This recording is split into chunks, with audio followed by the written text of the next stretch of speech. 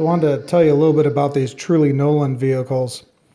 So I used to live in Chicago, and in Chicago, this company didn't exist. And we moved out to Arizona, and there was this pest control company named Truly Nolan. And in front of every business, and sometimes random other places, they would have a vintage car with Truly Nolan on it. And you could see in the background that they have their regular, driving with their employee cars that are all pimped out.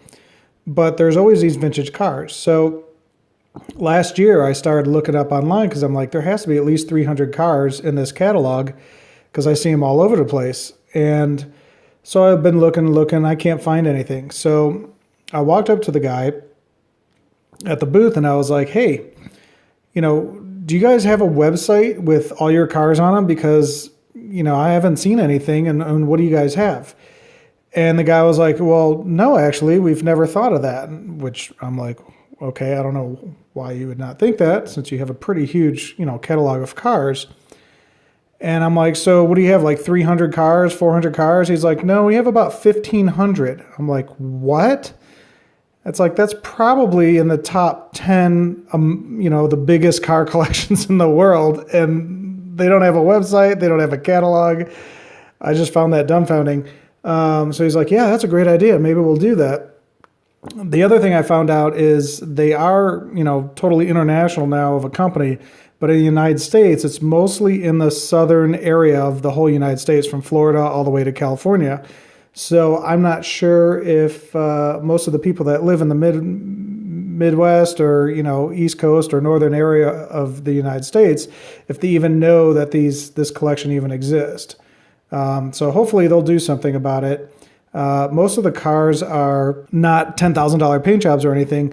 It's almost original type looking paint, solid coats with their logo on it. but they all have engines. They all run, or at least for the most part they run. But it's a pretty interesting story.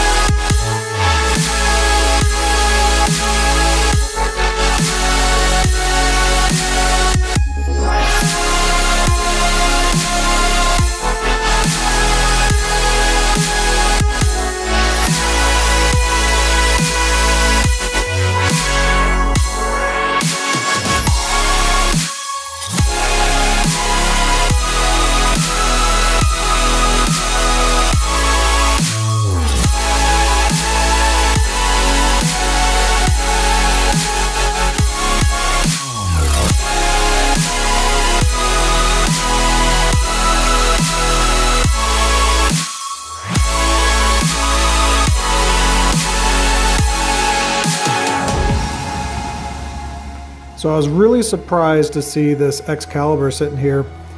Excalibur is kind of this weird amalgam of a car. It was styled after an old Mercedes and was kind of brought out by someone who worked for Studebaker. And they were assembled in Wisconsin. And they had a Chevrolet 327 with 300 horsepower, Corvette tune. And when I used to live in Chicago, a bunch of our neighbors actually had these. I'm assuming there was like a club or something like that. And we used to drive around them all the time. And then when I moved to Arizona, I never saw these cars again. It's like they didn't exist. And no one really knew what you were talking about. But it turns out there was about 3,500 of these cars that were built. I always saw them in the mid 70s to early 80s. And then that's when I left from Chicago and haven't seen them again.